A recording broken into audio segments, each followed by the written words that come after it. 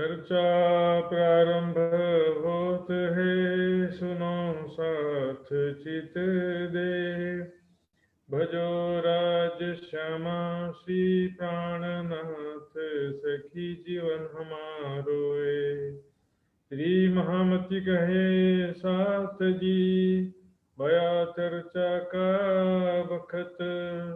अब तुम सुनियो चित दे, लाल आगे आए बैठे न तखत। लाल आगे आए बैठे न तखत।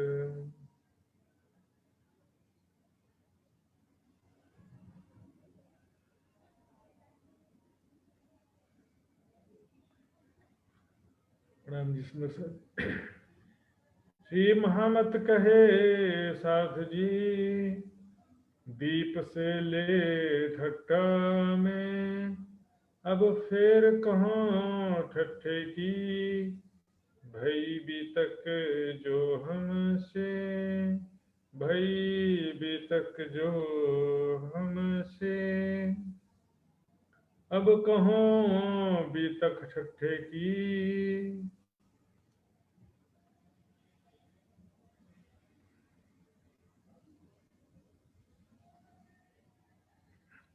प्रणाम जी सुंदर साथ जी।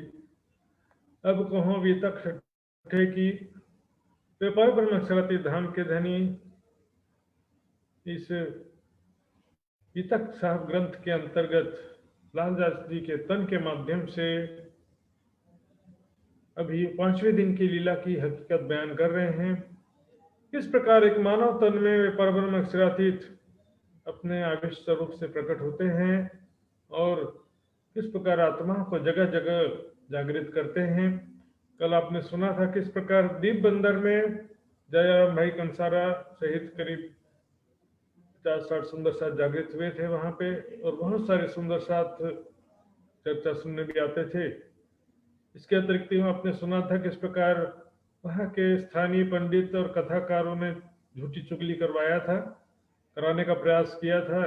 राज जी ने किस प्रकार चुगलखोर के मित्र के रूप में दर्शन दिया था और रक्षा किया सुंदर साथ का। इसके अलावा जो मुख्य घटना बना वहां पर अरबी लुटेरे, अरब से जो लुटेरे आए थे, समुद्री रास्ते से आए जहाज में बैठ करके और द्वीप बंदर में आकर के लूटपाट करके और बहुत सारे प्रजा को बंदी बना करके जहाज में बिठा करके अरब ले गए। तो वो उस उनके चपेट में श्री बाईजू राज सहित कुछ सुंदर साध भी आ गए। तब ये कारण कारज बना श्री प्राणनाथ जी के निकलने का। तो दीप बंदर से लेकर के हमने देखा किस प्रकार नवी पोरबंदर पाटन होते हुए कच्छ नली होते हुए ठट्ठा नगर पहुंचते हैं। ठट्ठा नगर की वितक आगे सुनेंगे। अब कहो वितक ठट्ठे की, याद करो मोमिन। अब ठट्ठा नगर की वितक कह रहे हैं, उसको याद करिए सुंदर साथ जी किस प्रकार वहां पर सुंदर साथ की जागनी हुई, कितना कष्ट उठाना भी पड़ा। जो दिखाया खेल तुमको बीच जिमी नासुत सुभान, जो धाम धनी ने आपको माया का खेल दिखाया, नासुत मृत्यु लोक में ला करके हमको ये माया का खेल दिखाया है। श्री जी आए ठट्ठे में, रहे दिन 10 बार। श्री जी ठट्ठा में आए और करीब करीब 10-12 दिन रहे उस समय, और फिर यहाँ से एक्चुअल में अरब जाने के लिए निकले थे। तो फिर लाठी बंदर आए हुए इत होशियार, यहाँ से अब लाठी बंदर। क्योंकि लाठी बंदर क्या है, बंदरगाह मैंने कल दिखाया था सुंदर सर जी, और नक्शा में आपको फिर से दिखाता हूँ।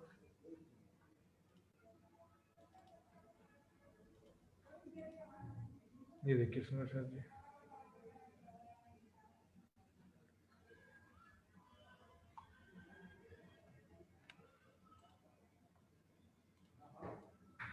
यहाँ से ये ठट्टा नगर आगे पाकिस्तान में भी ठट्टा नगर, जैसे उमरकोट पाकिस्तान में था, जैसे पाकिस्तान में अभी आ गया है, उसी तरह ठट्टा नगर भी अभी पाकिस्तान में आ गया। वहां से ये लाठी बंदर बंदरगाह है ये।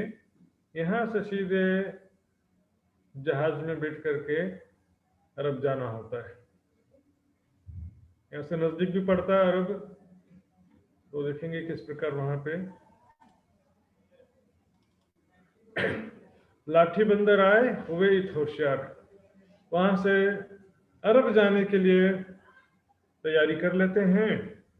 विश्वनाथ भट्ट मिले आए देवी के दुकान। वहां पर लाठी बंदर में विश्वनाथ भट्ट जी मिले, जो कि दुकान में आए थे। उन अदर बड़ों की थी ऊपर की पहचान। उन्होंने ऊपरी पहचान से उनका थोड़ा सम्मान किया। ऊपरी पहचान क्या कि एक संत है, महात्मा है, ज्ञानी है, ये ऊपरी पहचान है। अंदर की पहचान क्या है? तो स्वयं धामधनी अक्षराती उनके तन में विराजमान है। यहाँ से चढ़े नाव में। अब यहाँ से नाव में जहाज में बैठ तो गए अरब जाने के लिए। अरब का यात्रा कितने दिन का है?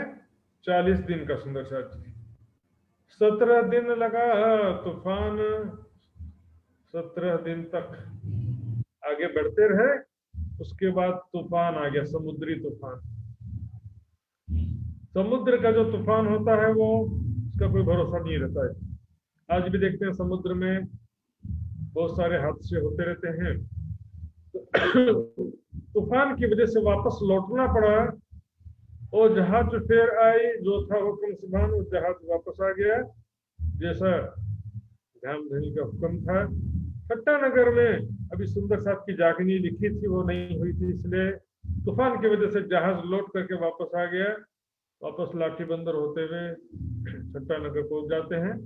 फिर पधारे साथ वास्ते जो मोमिनो सोना भया मिलाप। फिर सुंदर साहब के वास्ते वापस आना पड़ा। यहाँ पर बहुत सारी आत्माओं का जागनी होना बाकी रह गया था। ये कारण कारज होता सुंदर साहब। इसे बोलते हैं राज्य का हुक्म। जो आप काम करना चाह रहे थे, आगे कभी कभी वो काम नहीं होता है, तो समझ जाना कि राज्य का हुक्म अभी नहीं है।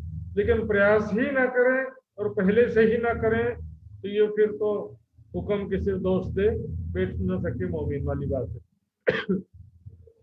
तो नाव जो है आगे नहीं जा सकी, वापस आ गए। ये समझे राज्य का हुक्म है। फिर लाठी से ठट्टे आए, नाथा जोशी मिला था, वापस लाठी बंदर से लौट करके ठट्ठा नगर आ जाते हैं। नाथा जोशी से वहां पर मुलाकात होता है। शीघ्रता से दौड़ते हुए नाथा जोशी आते हैं स्वागत करने के लिए। बहुत अच्छा हुआ धामधनी, प्राणनाथ जी अच्छा हो गया, हमको भी कुछ आना आपका लाभ मिल जाएगा। ये तो आपको तो कुछ लाभ ही नहीं मिला था। बंधन से मुलाकात भाई, उन अपने घरों को धराए। बंधन भाई वो भी अपने घर में ले जाते हैं और धामधनी की सेवा करते हैं। फिर जिंदादास मिले, सुनी चर्चा बाई ठाकुरी, जिंदादास जी और उनकी पत्नी ठाकुरी बाई, इन्होंने भी मिलते हैं। उन्होंने सुना जैसे ही प्राणनाथ जी से संपर्क करते हैं, आते हैं उनके चरणों में प्रणाम करके। ओ आई साथ में मेहर राज की उतरी। इस प्रकार तो भी सुंदर साथ में तारतम्य के शामिल हो जाती हैं। धामधनी की मेहर की बात है सुंदर साथ जी, बहुत बड़ी कृपा की बात है कि निजानंद ज्ञान प्राप्त होना, निजानंद संप्रदाय में शामिल होना। तब होने लगी चर्चा, बड़ो आनंद भयो साथ है। और वहां पर नाथा जोशी जी के घर पर वाणी चर्चा होने लगती। नाथा जोशी के घर में वाणी चर्चा होने लगती है। जाके धनिया पकड़े आते, जिसके स्वयं धामधनी हाथ पकड़ करके उसको ज्ञान सुनाना चाहते हैं वही सुन पाता है। सुंदर साहब जी हर किसी के बस की बात नहीं है। आज भी हम देख रहे हैं इतना ऑनलाइन चल रहा, सत्संग जगह जगह चल रहे हैं। जिसके भाग्य में सुंदर साहब जी राज जी की कृपा है, वो सारे बैठ भी जाएंगे तो भी सुनाई नहीं देगा। पर धामधनी जिसको जागृत करना चाहते हैं उसको ज्ञान सुनने को मिलता है। इन समय लोग आवत चर्चा सुनने को, इसमें बहुत सारे लोग चर्चा सुनने के लिए आते हैं। शोर पड़ा शहर में, एक साथ आया ठट्टे में। पूरे ठट्टा नगर में शोर हो गया, मतलब खबर फैल गई। सबको खबर पता चल गया कि एक बहुत ही पहुंचे हुए साधु संत कोई आए हुए हैं, बहुत ही ज्ञानी संत आए हुए हैं ठट्टा नगर में, और बहुत ही कुछ नया अलौकिक दिव्य ज्ञान चर्चा करते हैं। जो कोई साधे सुने तो करने आवे दीदार। और जो कोई भी दूसरे कोई छोटे मोटे साधु संत हुआ करते थे उस नगर में, वो सभी चलो कोई साधु ज्ञानी आया है तो चलो उनका दर्शन करते हैं, उनका ज्ञान सुनते हैं, आखिर पता तो चले कितने बड़े ज्ञानी हैं। इस तरह से वो दर्शन करने के लिए आते हैं। सुन चर्चा राजी होवे, हे शुकर परवरदिगार, सुन चर्चा राजी होवे। चर्चा सुन करके बहुत ही प्रसन्न होते हैं। सुन चर्चा राजी होवे, चर्चा सुन करके प्रसन्न हो जाते हैं। शुरू में तो आए थे परीक्षा लेने, चलो देखते हैं आखिर कैसा है। सुन करके बहुत ही प्रसन्न होते हैं, कहें शुक्र परवरदिगार, धाम जी का शुक्रगुजार करते हैं कि कहे शुक्र परवरदिगार, आज परमात्मा का शुक्रगुजार करते हैं कि हमको ऐसे ज्ञानी संत का हमको ज्ञान सुनने को मिला, ऐसे जीवी ज्ञान सुनने को मिला। सुने साध चिंतामन, रहे कबीर के धर्म। अब प्राणनाथ जी को सुंदर साथ से पता चलता है कि इस नगर में एक राम कबीर पंथ के आचार्य रहते हैं जिनका नाम है चिंतामणि। प्राणनाथ जी को पता चलता है सुंदर साथ के द्वारा, और कहिया कीजे दीदार तिनका, देखी चर्चा उनके कलम। कि चिंतामणि जी अपने शिष्यों में अक्सर कहा करते थे कि उनके गुरु ने कहा है, कुछ साखियां ऐसी हैं कबीर जी के जिसका अर्थ जो खोलेगा तो वही समझ जाना कि बुद्ध निष्कलंक का अवतार है। इसलिए वो इंतजार किया करते थे और अपने शिष्यों को बताया भी करते थे। ये बात प्राणनाथ जी को पता चली, तब स्पेशली प्राणनाथ जी उनसे मिलने के लिए अब जाने की योजना बनाते हैं। कहिया कीजिए दीदार तिनका, प्राणनाथ जी अब उनका दीदार करने जा रहे, अर्थात उनसे मिलने के लिए। देखिए चर्चा उनके क्रम, अर्थात उनके कैसी रहनी है, उनका कैसा ज्ञान है, चलो देखा जाए। यहाँ देखिए सुंदर साथ जी, चिंतामणि जी जो है कबीर पंथ जरूर लिखा, लेकिन कबीर पंथ में भी बहुत सारे मत होते हैं। 12.5 पंथ कहा गया है। इसके विषय में हम देखेंगे 12.5 पंथ क्या है। ये देखिए सुंदर से,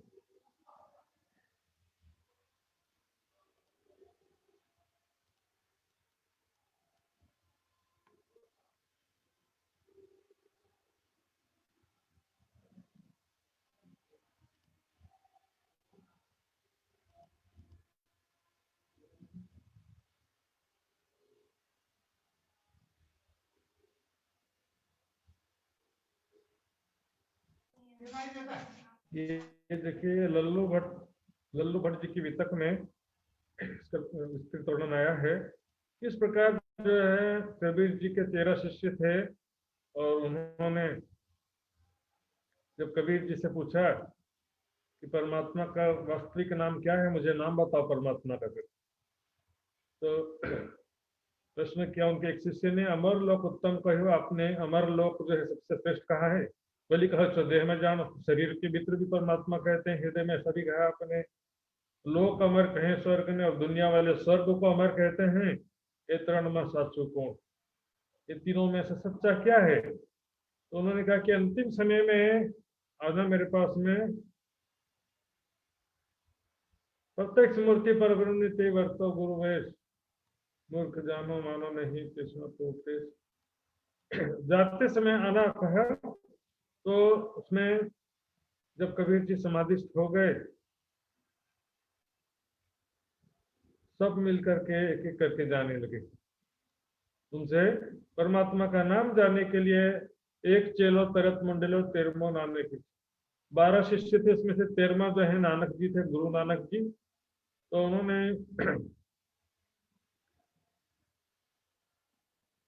ते ત્યાં જઈને જ્યાં जुए तो साहेबे छोड़ियो दे। पहला शिष्य अंदर गया तो क्या देखा कि कबीर जी तो देह त्याग कर चुके हैं। तो फिर साचू कही तो सर्वे कैसे, कृपा बिना खेम कहे। बोलते हैं कि सर, यदि मैं बाहर जाके सबको सही बात बता दूंगा कि कबीर जी ने नाम बताए बिना ही शरीर छोड़ दिया, तो सब कहेंगे कि भाई तुम्हारी तो कृपा नहीं थी, इसलिए तुमको कहाँ से बताएंगे, तुम योग्य नहीं थे इसलिए तुमको नहीं बताया। इसलिए उसने क्या कपट करी तेने कही, कपट कर दिए। क्या कहा कि मुझने की थी बात, सत कबीर संभाणी एक गुरु निभारे बात। झूठ कहता, बाहर आके कहता कि कबीर जी ने मुझे कहा है कि सत कबीर है। परमात्मा का नाम क्या है? सत कबीर, ऐसा उनके गुरु ने कहा था। फिर दूसरा अंदर जाता, बीजो उठी अंदर गयो, तो उसमें देखा कि उसने भी देखा कि शरीर छोड़ चुके हैं, तो उसने भी फिर आकर के बाहर आकर के झूठ बोला और कहा कि देखिए लल्लू भट्ट की वेतक में ऐसा है, तेने कहियो कपट करी दास कबीर नो भास। उसमें क्या है, परमात्मा का नाम दास कबीर है, फिर तीसरा राम कबीर है, फिर चौथा है अनाथ कबीर। इस तरह से सब ने जो है अलग अलग नाम जो है अपना बताया। लास्ट में गुरु नानक जी जब गए, गुरु नानक जी सबसे लास्ट में गए, उन्होंने देखा तो शरीर छोड़ चुके थे, तो उन्होंने सच सच बता दिया। तो उनको क्या कहा,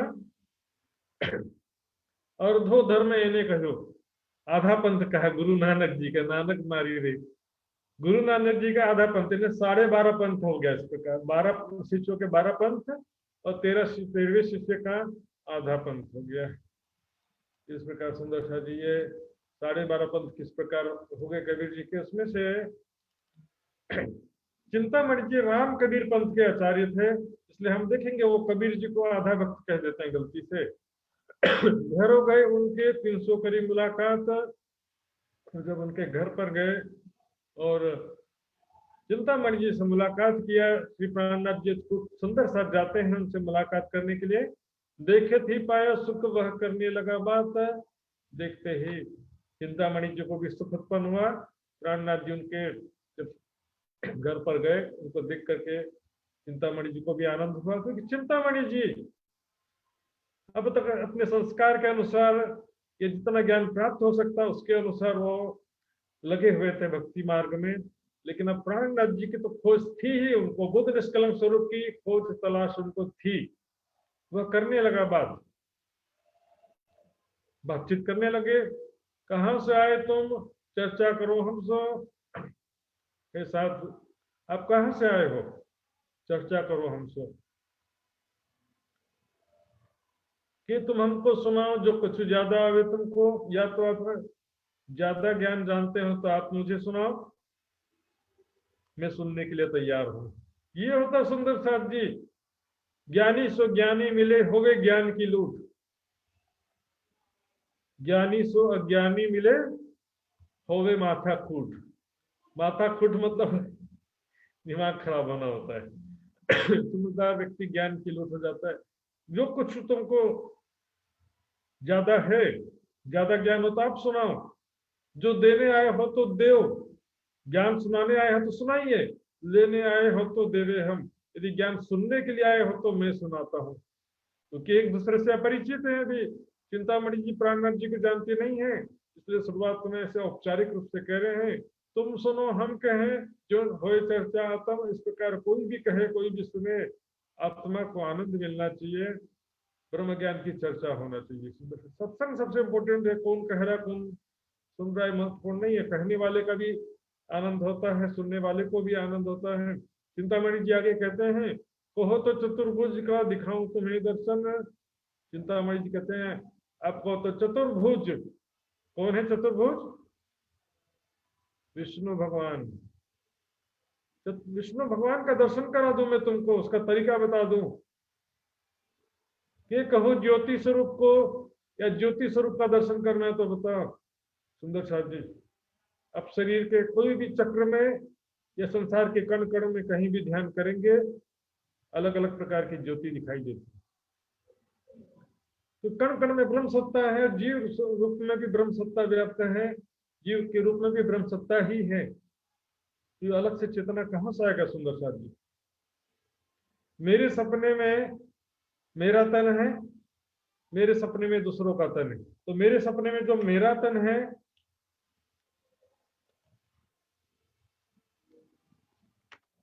सुंदर साथ जी, मेरे सपने में जो मेरा तन है वो भी तो मेरे चित्त की चेतना से चल रहा है, और मेरे सपने में दूसरों का तन है वो भी मेरे ही चित्त की चेतना से चल रहा है।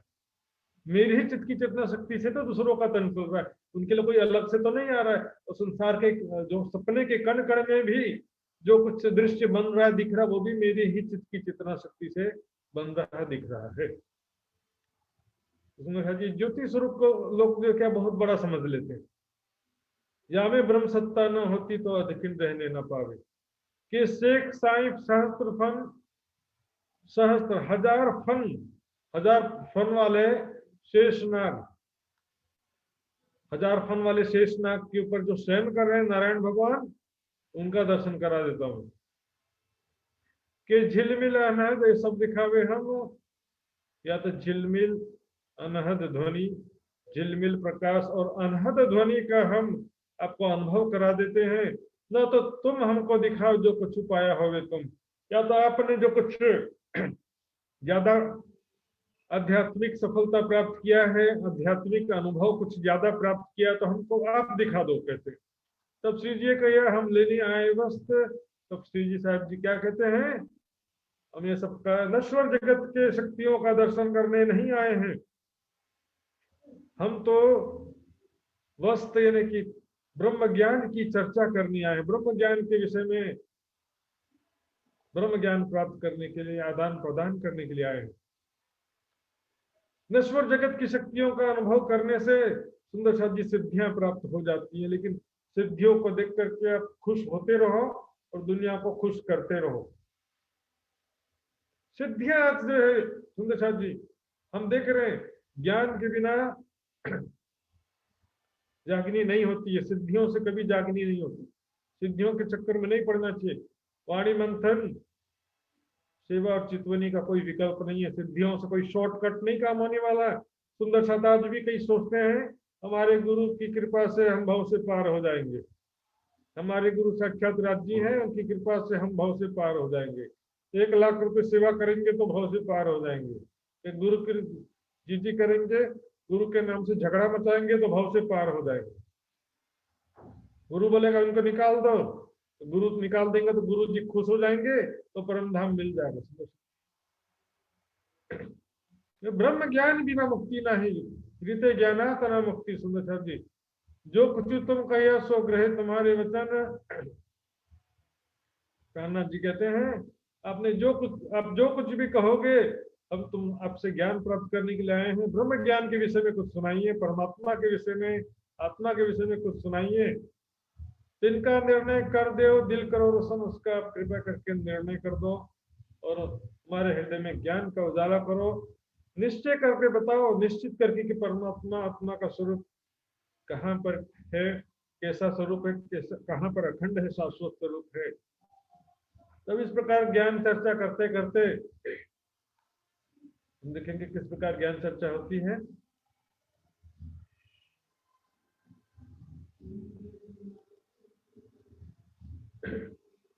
कबीर जी की बहुत सारी साखियां सुंदर साथ जी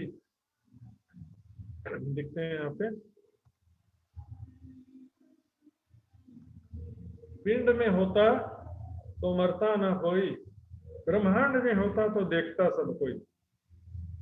पिंड ब्रह्मांड दो से न्यारा कहे कबीर सोई, साईं हमारा। कबीर जी ने बहुत सारी बातें कही है।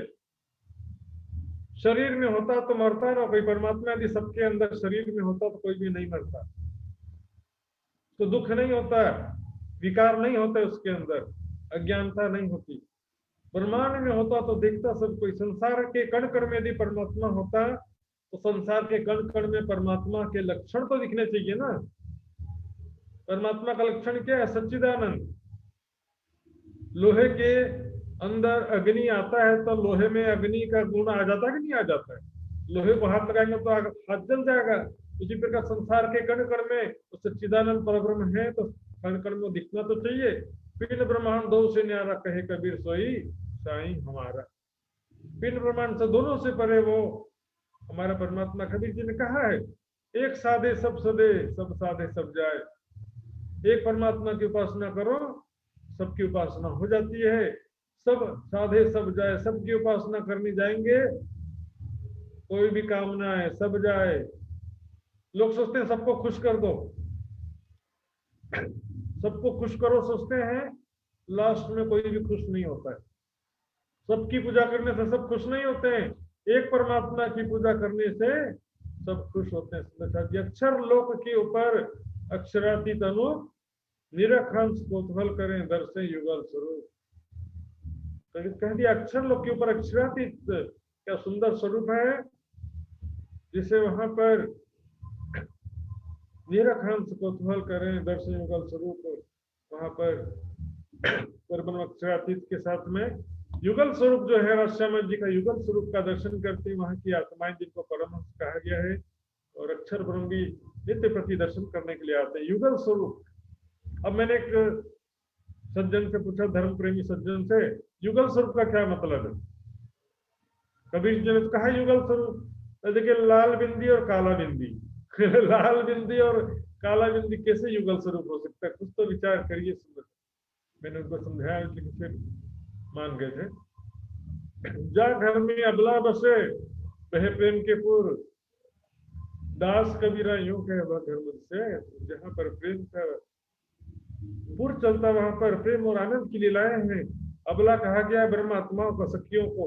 इसको गुरु नानक जी ने सुहागनी कहा, नानक धन सुहागनी जिंदा साहेब नाल प्यार, दास कबीरा यूं कहे वह घर मुझसे दूर। हद हद सब कोई गया बेहद गया न कोई, हद बेहद के बीच में रहा कबीरा सोए, हद चले सो मानवी बेहद चले सो साथ, हद बेहद दोनों सजिता को मतो आगाज। सुंदर शाह जी से बहुत सारी साखियां हैं, बहुत सारी साखियां आज के समय में कबीर जी की वाणी में नहीं मिलती है, लेकिन बीजानंद संप्रदाय के प्राचीन साहित्यों में वो कबीर जी के नाम से वो साखियां मिलती हैं। हो सकता है आजकल हर एक पब्लिकेशन में बहुत सारे मॉडिफिकेशन कर दिए जाते हैं, इसलिए उसके बारे में हम कुछ नहीं कह सकते।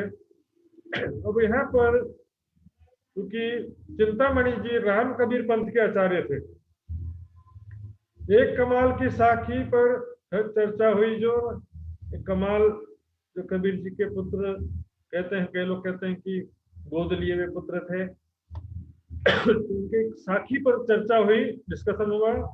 जोश में शिव जी कहिया तब पाया चितमरो, शिव जी साहब जी जोश में उनको फटकार लगाते। चिंतामणि जी को हुआ क्या था देखिए, कहिया कौड़ी थे हीरा भया, हीरा थे भया लाल, आधा भक्त कबीर है पूरा भक्त कमाल। चिंतामणि जी कहते हैं कि कबीर आधा भक्त है और उनका बेटा पूरा भक्त है, कमाल है। रानवत जी कहते हैं तुम क्या जानो कबीर, तब श्री जी कहिए तुम क्या जानो कबीर, तुम तो आधा भक्त, इनको कहिए दुर्चित नहीं तुम धीर। कबीर जी को आधा भक्त कहते हो, कबीर पंथ के आचार्य तुम हो कि मैं हूं? तुम्हारे हृदय में धैर्य नहीं है, समझदारी नहीं। ये प्रसंग क्या था सुंदर साथ जी? ये प्रसंग लल्लू भट्ट की वितक में आता है और इसमें हम देखेंगे, लेकिन मैं आपको बता दूंगा गुजराती की चौपाइयां पढ़ने में काफी समय लग जाता है। यहाँ पर सारा वर्णन किया हुआ है।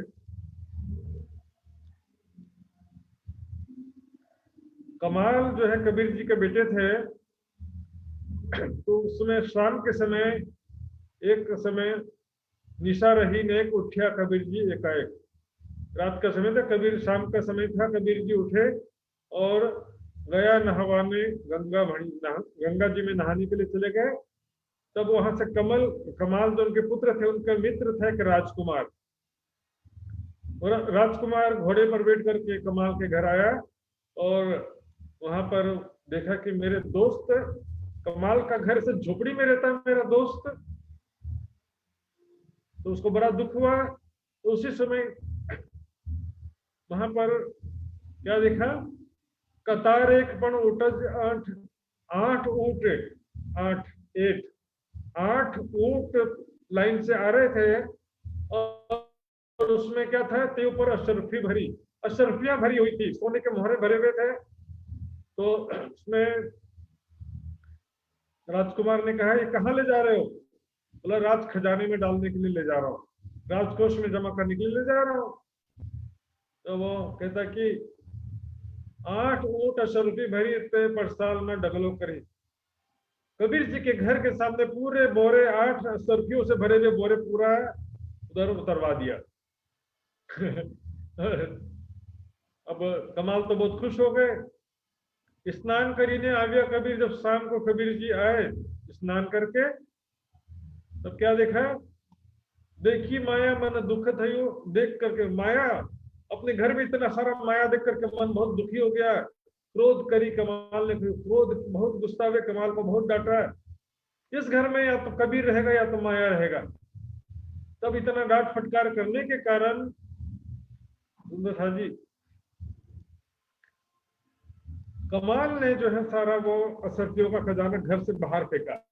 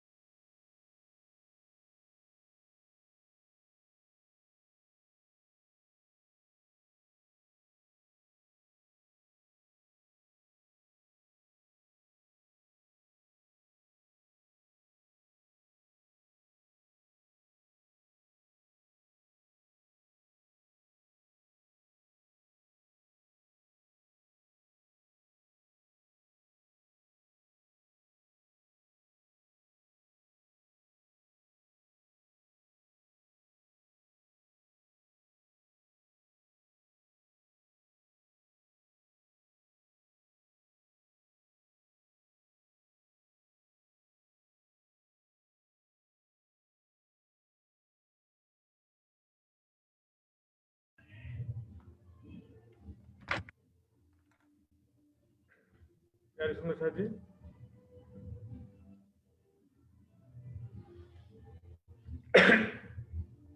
बोलो श्री प्राणनाथ प्यारे की जय। क्षमा चाहूंगा, नेट प्रॉब्लम हो गया था। तो जब लोगों ने खजाना घर में रखते हुए नहीं देखा, निकालते हुए देखा, तो उन्होंने क्या कमाल को पूरा भक्त समझ लिया। इसका मतलब क्या, कोड़ी थे हीरा भया। पहले एकदम गरीब थे, कंगाल थे, फूटी कोड़ी नहीं थी, हीरा यानी धनवान हो गए, गरीब से धनवान हो गए, और धनवान होने के बाद हीरा से भया लाल। धनवान होने के बाद में बहुत प्रसन्न हो गए कमाल जी। आधा भक्त कबीर, पूरा भक्त कमाल। लोगों ने कहा, कई लोग ऐसा भी अर्थ करते हैं कि कबीर जी माया के आधे भक्त हैं, लेकिन ये कथन भी ठीक नहीं होता, क्योंकि कबीर जी को माया का आधा भक्त कहना भी ठीक नहीं है। ये साखी कबीर जी की है ही नहीं सुंदर साथ जी। ये दूसरे तीसरे पर्सन में, सेकंड थर्ड पर्सन में लिखा है इसको। उन्होंने ऐसा समझा कि कबीर जो है वो भक्ति का ऊपर से दिखावा करते हैं, अंदर पैसा रखे हुए थे। कमाल जी जब पैसा सारा फेंक रहे हैं, वापस भक्त वही है। तब यही प्राणनाथ जी कहते, तुम इनको आधा भक्त इनको कहिए, जो चित्त नहीं तुम धीर, तो आपके हृदय में समझदारी नहीं है। कहा मजल कबीर की केती अकल कमाल, कहा सुंदर साथ जी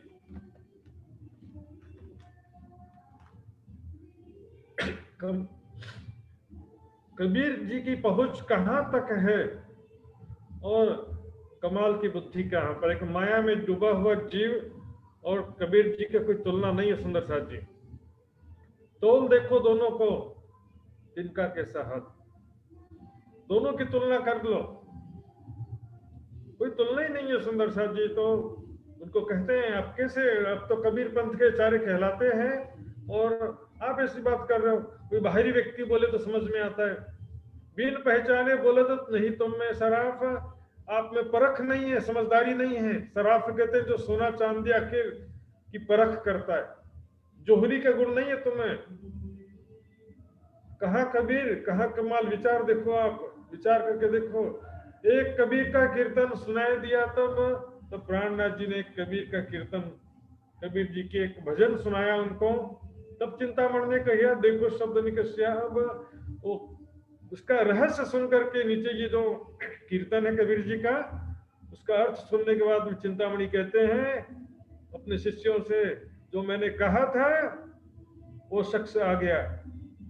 क्योंकि चिंतामणि जी पहले से ही कहा करते थे कि कबीर जी के साखियों के गुण रहस्य जो स्पष्ट करेगा वो समय आ गया है।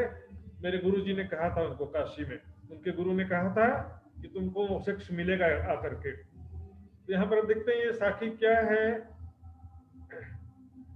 एक पलक पे गंग जो निकसी हो गया चहुं दिस पानी, वही पानी दो पर्वत ढापे दरिया लहर समानी।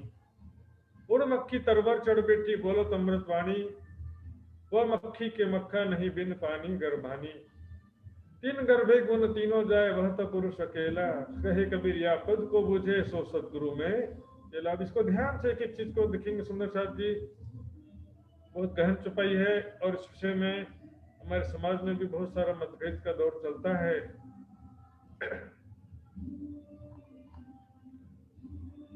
इसमें कोई बड़ी बात नहीं सुंदर साहब जी, क्योंकि ये साखी वितक में लिखी है, दूसरे वितकों में भी ये साखी लिखी है, लेकिन इसका अर्थ जो है किसी भी वितक में नहीं बताया है, इसलिए सभी अपना थोड़ा थोड़ा अनुमान से करते हैं। सबका लक्ष्य एक ही है।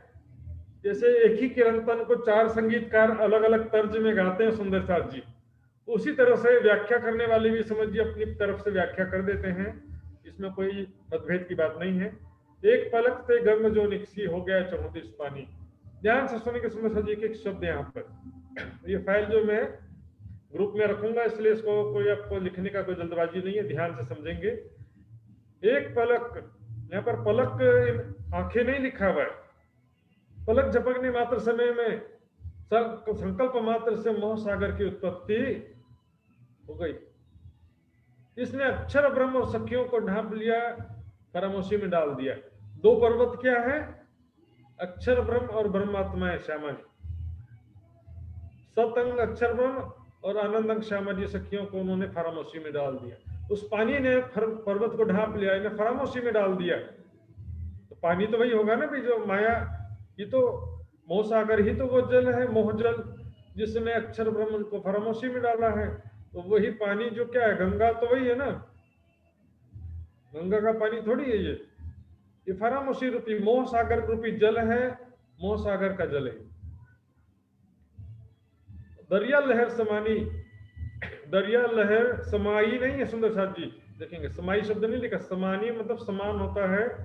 हम देखेंगे पांव पलक का नहीं भरोसा तो भी सज्जन को ना दे। पलक का मतलब पलकों से नहीं है, यदि होगा भी तो नेत्रों के इशारे कह सकते थे, लेकिन यहाँ पलक लिखा है। तो पांव पलक के ने एक पलक या पांव पलक से क्या मतलब है?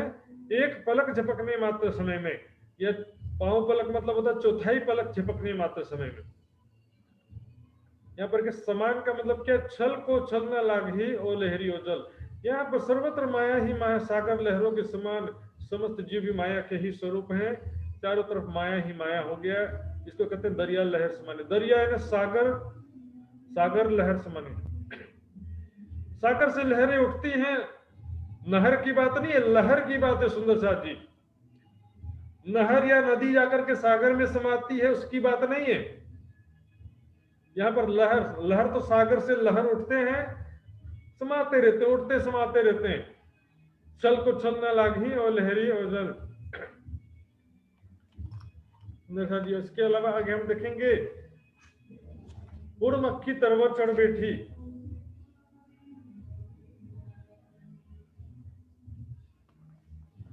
बोलत अमृतवाणी। अब यहां पर देखिए अमृतवाणी, समस्त धर्म ग्रंथों में परमात्मा से संबंधित जो बातें लिखी हैं सुंदर साहब जी, वो भी किससे लिखा गया है? धनधनी के जो सावे शक्ति से द्वारा लिखवाया गया है। उसमें कोई लंबा समय नहीं लगता है, मतलब पूर्ण ग्रंथ, पूरा का पूरा कोई ग्रंथ ही आवश्यकता से लिखा है ऐसा नहीं है सुंदर साहब। बीच बीच में थोड़े प्रमाण लिखवा करके तो शक्ति चली जाती है, वो भी आवश्यकता अनुसार आंशिक मात्रा में जो सावेश की शक्ति आती है तो उसी को कहा जा रहा है। उड़ मक्खी तरवर चढ़ बैठी, संसार रूपी वृक्ष में तो परब्रह्म के जो सावेश की शक्ति आकर के बोलत अमृतवाणी, समस्त धर्म ग्रंथों में परमात्मा से संबंधित संदेश लिखवाया। और यहाँ पर 28वें कलयुग के अंत में ब्रह्मवाणी का भी अवतरण हो रहा है। वो मक्खी के मक्खा नहीं, बिन पानी गर्भानी, तीन गर्भे गुण तीनों जय वह तो पुरुष बले। जो शक्ति के अंश रूप ब्रह्म सत्ता रूपी गर्भ से तीनों गुणों की उत्पत्ति होती है। क्योंकि जोश की शक्ति भी जो है अवैध शक्ति को होता है, जोश की को ये सत्ता का स्वरूप है, और माया जो ब्रह्म सत्ता वो भी सत्ता का स्वरूप है। ब्रह्म सत्ता के की बहुत डाल्यूट है, जैसे समझिए नरेंद्र मोदी दिल्ली में बैठे हैं, कण कण में उसका शासन सत्ता है, उनके अधिकारी है, कर्मचारी है, उनके आदेश पे काम करने वाले अधिकारी हैं, उनको समझो ब्रह्म सत्ता समझो। और नरेंद्र मोदी जो है उनका स्वयं आ जाए तो समझो कि जो साविश की शक्ति। मैंने कल परसों बताया था गीता का कथन, जब अर्जुन जी कृष्ण जी के पास में जाते हैं कि मुझे दोबारा भागवत का ज्ञान सुनाइए, तो क्या हुआ? दोबारा भागवत का ज्ञान सुनाने से इनकार कर दिया सुंदर साहब जी। लेकिन मैं नहीं कह सकता वो, क्योंकि मैंने नहीं कहा था वो ज्ञान, स्वयं परम ही ब्रह्म कथितम योग युक्तेन तन्मया, पर ब्रह्म के द्वारा ज्ञान मैंने कहा था।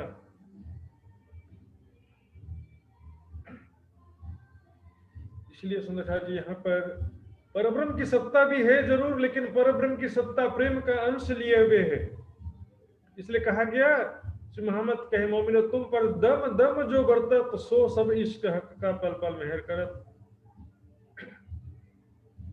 ये संसार, अब देखिए यहाँ पर मक्खी मक्खा यानी स्त्री पुरुष नहीं है, बिन पानी यानी कि बिना ये स्त्री पुरुष के संयोग के कैसे गर्भ धारण हो गया, ये बात कहने का क्या मतलब है?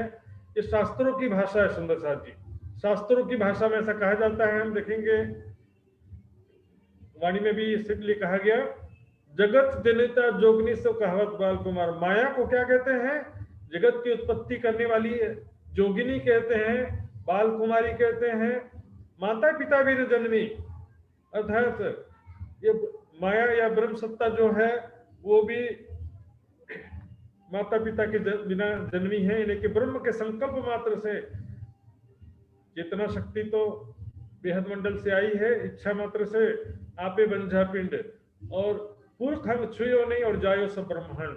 ये ग्रंथों की भाषा, शास्त्रों की भाषा है, इसलिए यहां पर कह रहे कि माता पिता के बिना जन्मी है। बात क्या है कि परब्रह्म के हुक्म से ये संसार सारा उत्पन्न हुआ है, संकल्प मात्र से सारी सृष्टि की उत्पत्ति हो जाती है। कहे कबीर या पद को बुझे जो सदगुरु में, इस पद का जो अर्थ बताएगा तो वह सदगुरु है और मैं उसका चेला हूं। बोलो श्री प्राणनाथ प्यारे की।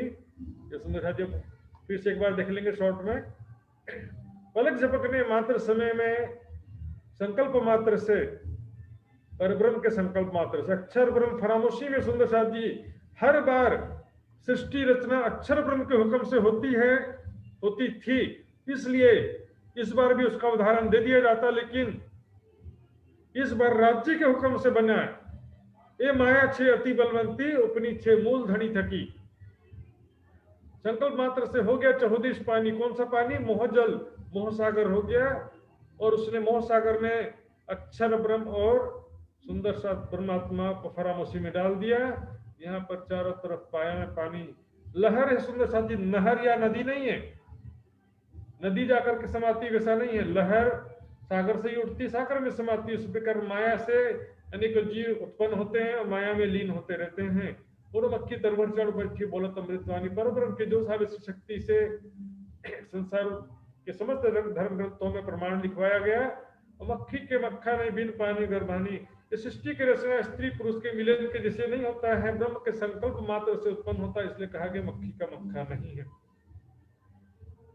कल मैंने बताया था दुनिया मोहम्मद के नूर, मोहम्मद हक के नूर से कहा गया कि मोहम्मद साहब के अंदर परब्रह्म के जोश और इसकी शक्ति थी, और इसलिए कहते हैं जाहिरी बोलचाल की भाषा में कहते हैं कि मोहम्मद साहब के अंदर तो खुदा का नूर था, बोलते हैं इसलिए। और उसके जो है अंश रूप ब्रह्म सत्ता से तीनों गुणों की उत्पत्ति होती है।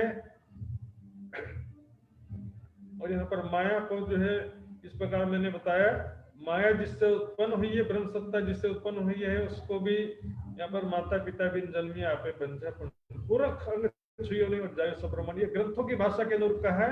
इसका मतलब है मात्र संकल्प मात्र से सृष्टि की रचना हो जाती।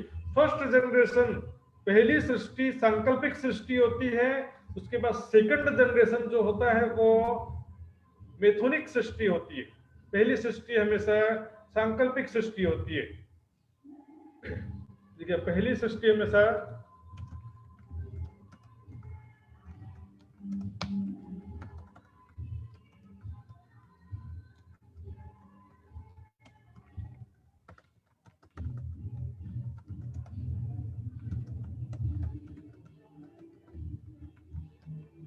अगला जनरेशन जो होता है वो मैथुनिक सृष्टि होती है। तो इस प्रकार यहाँ पर जब साखी का अर्थ समझाए तो क्या कहा, देखो शब्द निकस्या। अब चिंतामणि जी अपने शिष्यों से कहते हैं, देखो मैंने जो कहा था ना, वो शख्स आएगा, मेरे गुरु ने कहा था, ये बात मैंने अपने आप सबको बताया था, चिंतामणि जी ने अपने शिष्यों को भी सारी बात बताई थी। देखो शब्द आगे चला, सो शख्स मिल जा आए। अब वो शख्स आ गया। जो मैंने बताया था उस समय कि वो परे का ज्ञान बताएंगे, बुद्ध निष्कलंक स्वरूप आएंगे, वो शख्स आ चुके हैं।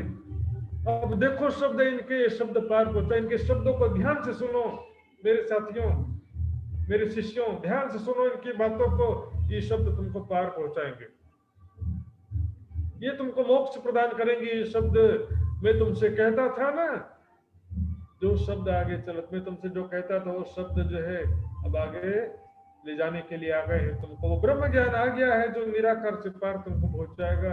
अपने सेवकों से कहीं वह शख्स पहुंचा, अपने शिष्यों से कह दिया चिंतामणि जी, ये होती निर्मलता सुंदरता जी, दिल का सच्चा होना। यहाँ तो क्या है, मेरे शिष्य लेने के लिए आया, इसका झगड़ा करो, मार के भगाओ, मेरे एरिया में कैसे घुस गया, मेरे शिष्य उनके पास कैसे जाने लग गए। संसार में ऐसा चलता। वो शख्स पहुंचा, इतनी मुलाकात करके उठे श्री जी साहब। अब वो प्राणनाथ जी से, जी साहब जी, मेरा ठाकुर के तन का नाम नहीं सुंदर साहब जी। जैसे प्राणनाथ शब्द जो है मेरा ठाकुर के माथे पर थप्पा लगा दिए कि तो मेरा ठाकुर है प्राणनाथ, वैसे श्री जी साहब शब्द भी मेरा ठाकुर के माथे में थप्पा लगा दिए। ये दोनों ही शब्द अंदर बैठे स्वरूप के लिए कहा जाता है। सुंदर साहब जी आए अपने आसन, करी साथ से चर्चा, तब अब वो अपने आसन पे नाथा जोशी के घर पर आ गए। सुंदर साहब को सारी बातें बताया कि वहां पर किस प्रकार हुआ था। अब चिंतामणि जी जो अपने शिष्यों को बताने में रह गए, प्राणनाथ जी का एड्रेस पूछना बोल के कहाँ ठहरे। कल्लू मिश्र के घर कथा में गए एक दिन, वहां पर एक कल्लू मिश्र नाम करके पंडित थे, ब्राह्मण थे, उनके घर भी एक दिन गए उनसे चर्चा करने के लिए। असनाई वहां कच्ची, वहां पर देखा कि उनका कोई अंकुर नहीं है, उनको रुचि नहीं है, जिज्ञासा नहीं है, ब्रह्म ज्ञान की खोज नहीं है, तड़प नहीं है। तो चर्चा सुनी सैया ने, उनको चर्चा बताया, ब्रह्मात्मा के ज्ञान विषय में समझाया। इस प्रकार श्री मोहम्मद कहीं साध जी ठट्ठे का मजकूर, ये ठट्ठे का इस प्रकार ये तक प्रसंग हुआ था।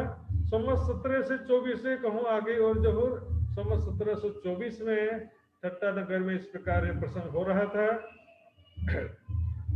तो चिंतामण अगले दिन सुबह चिंतामणि जी ढूंढने निकल गए घर से।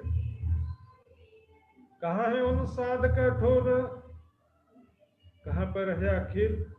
वो आए थे कल मेरे घर में प्राणनाथ, वो साधु संत महात्मा, अभी पूरी पहचान नहीं हुई है, वो ज्ञानी संत कहाँ पर ठहरे हैं खोजने निकले।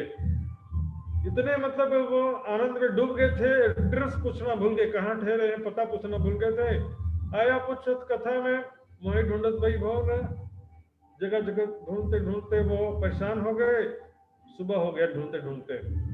तब मिश्रे बताइया नाथी जोशी का घर, कल्लू मिश्र, प्राणनाथ जी गए थे ना कल्लू मिश्र के यहाँ।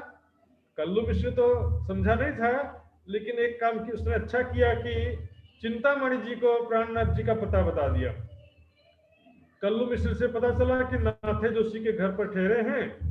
कहां से खबर लेके आए, पहुंचे अटारी पर, वहां से खबर लेकर के अपने शिष्यों सहित पहुंच जाते हैं नाथा जोशी के घर। बोलो श्री प्राणनाथ प्यारे की। तहां साथ सब बैठे थे, बीच में बैठे श्रीराज, वहां पर सब सुंदर साथ बैठे थे सामने, और प्राणनाथ जी के मध्य समक्ष बैठ करके चर्चा कर रहे थे। चर्चा के बखत मुंह लगा चिंतामण कदमों इनका, चर्चा उस समय हो रही थी, तो उस समय आकर के चरणों से लग जाते हैं। चिंतामणि कदमों इनका, ये सुंदरता जी देखिए, हृदय की निर्मलता। सुंदरता जी ज्ञान प्राप्त करना है, बिना श्रद्धा के ज्ञान प्राप्त नहीं होता। सुंदरता जी ठीक है, मानता हूँ आज के समय में बहुत सारे प्रचारक हैं, मतभेद का दौर है, जमाना है, लेकिन आपको जिसको जिसके प्रति श्रद्धा होती है ना, उसकी गलत बातों को भी आंख मूंद के मानता है, और जिसके प्रति श्रद्धा नहीं है उसकी सत्य बातों को भी वो विश्वास नहीं करता है। एक बड़ी समस्या है माया में, एक जोगी बनना पड़ता है इसके लिए। सात संगी सब अपने चर्चा लगे सुनने, उनके अब सारे साथी शिष्य समेत आ गए, और सब जो प्राणनाथ जी की चर्चा सुनने लगे।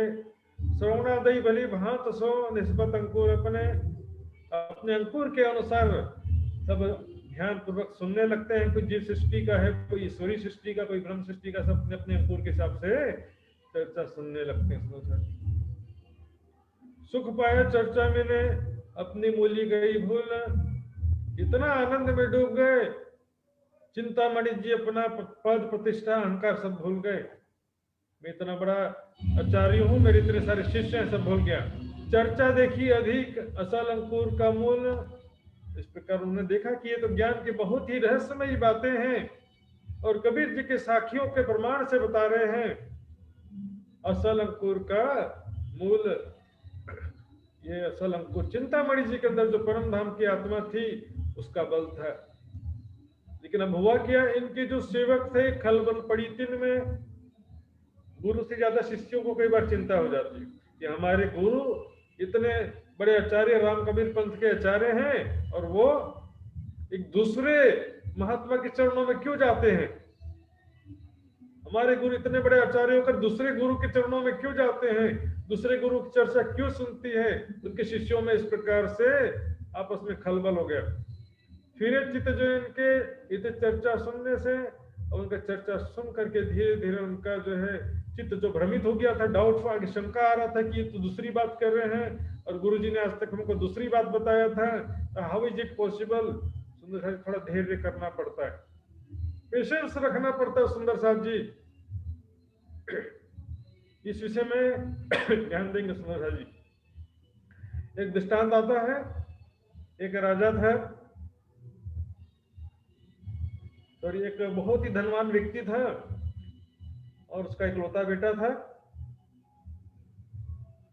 बहुत लाड प्यार से पाला था बच्चे को, इस कारण से बहुत बुरी आदतें आ गई, और वो धीरे धीरे पैसा कमाता तो नहीं था लेकिन खर्चा करने में लगा रहता था। लास्ट में घर का सारा पैसा खत्म कर दिया।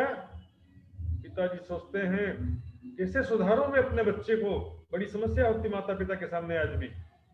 तो अब पिताजी का अंतिम समय आ गया, देहांत का समय आ गया। पिताजी कहते हैं बच्चे को सुधारने के लिए कुछ तो करना पड़ेगा। उनके पास एक कांच का टुकड़ा बहुत सुंदर सा था, सुंदर आकृति का कांच ला करके बच्चे से कहते हैं बेटा ये बहुत ही कीमती हीरा है। ध्यान से समझिए, ये कांच का टुकड़ा जो उनको मालूम था, लेकिन बच्चे को क्या बताया, ये तो बहुत ही कीमती हीरा है। धैर्य मांगो, अच्छा ये हीरा हो, मुसीबत के समय में तुम इसका उपयोग करना, ये तुम्हारे काम आएगा। बेटा तो खुश हो गया, भले बाप ने मरते मरते इतना सारा खजाना देकर के गए हैं, खुश हो गए। अब जब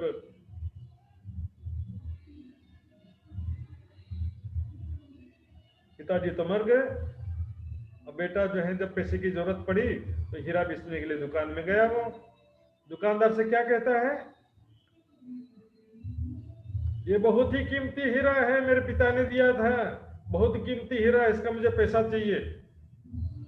दुकानदार देखता है तो कांच का टुकड़ा है। सुंदर सा ध्यान समझिए, गुरु जी ने कह दिया कि बहुत ही बड़ा ज्ञान मैंने सुना दिया आपको, शिष्य भी समझ लिया कि मैंने बहुत बड़ा ज्ञान सुन लिया है। खाली मटका में, खाली बर्तन में पानी भरा जा सकता है, भरे हुए पानी में कैसे भरेंगे। और वो दुकानदार से पहले ही कह रहा है कि बहुत कीमती हीरा है। दुकानदार सोचता है इसको मैं सच बताऊंगा तो ये झगड़ा करेगा, तो क्या करता है, बहानाबाजी कर देता है, बहुत ही कीमती हीरा तो है लेकिन इतना पैसा मेरे पास नहीं है, इसके लिए पैसा मेरे पास नहीं है, तो ऐसा करो किसी बड़े जोहरी के पास में जाओ, तो दूसरे जोहरी के पास में जाता है, दूसरा जोहरी को बताता है, दूसरा जोहरी भी बेसी करता है, बहुत ही कीमती हीरा है लेकिन मेरे पास में इसका पैसा नहीं है।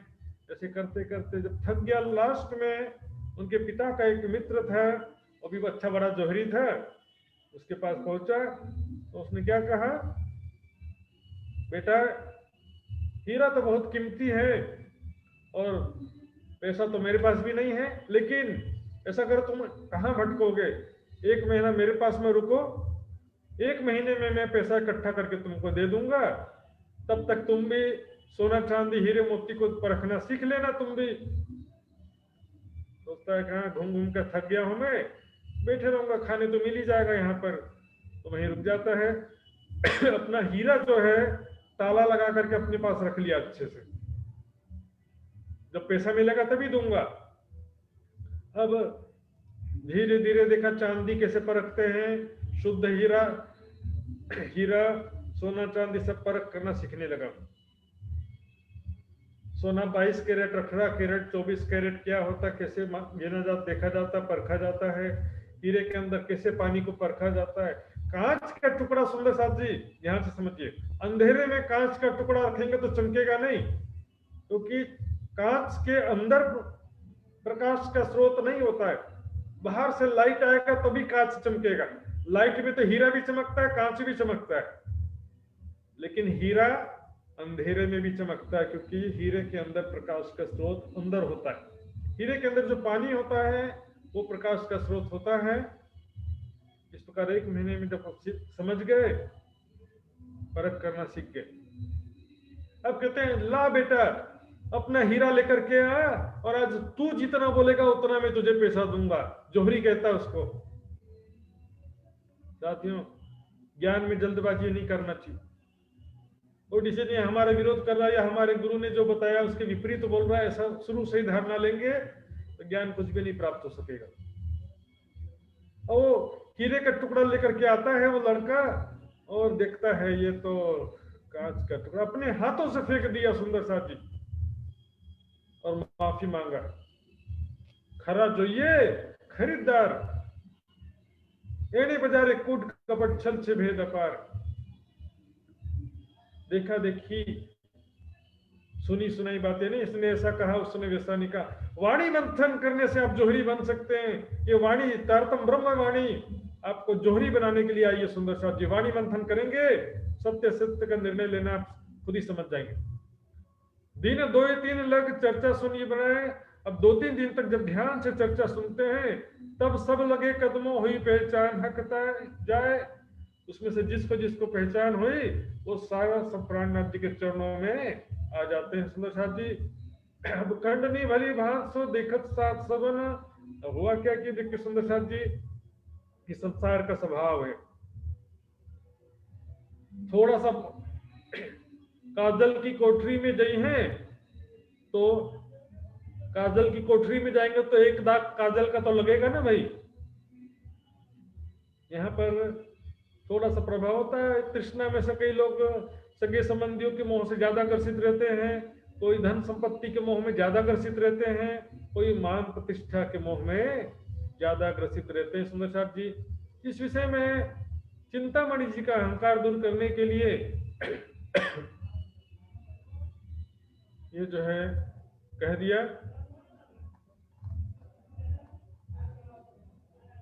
वहां पर सब सुंदर साथ के बीच में, साथियों के बीच में किस प्रकार का है हम जो देखते हैं। मान प्रतिष्ठा ये जो है बहुत बड़ा खाई कहा गया है। कंचन तजना सहज है, कंचन तजना सहज और नारी को नेह। मान बड़ाई ईर्ष्या तुलसी दुर्लभ है। धन संपत्ति कंचन है, सोने का मोह त्यागना सरल है और स्त्री पुत्र का मोह छोड़ना भी सरल कह दिया, लेकिन मान बड़ाई ईर्ष्या तुलसी दुर्लभ है। मान बड़ाई ईर्ष्या बहुत दुर्लभ कहा गया है। और भी कहा गया सुंदर साथ जी मोटी माया सब तजे झीनी तजे न कोई। मोटी माया तो सब तजते, झीनी माया कोई तजता नहीं है।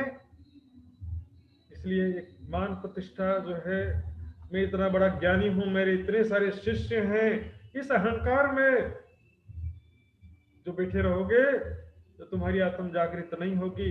सबके बीच में खंडनी किया, देखत साथ सब उनके शिष्य भी सब देख रहे हैं कि हमारे गुरु का साथ हमारे सामने खंडनी कर रहे हैं। अहंकार उनके जो इतने दिन से जो मान सम्मान मिला था उनको बड़ा ठेस पहुंचता है। चिंतामणि जी इतने दिन तक मान सम्मान की जो आदत पड़ गई थी ना, शिष्य सारे जी करते थे, सेवा करते थे, उसका आदत पड़ा हुआ था तो उनको बहुत ही बुरा लगता है।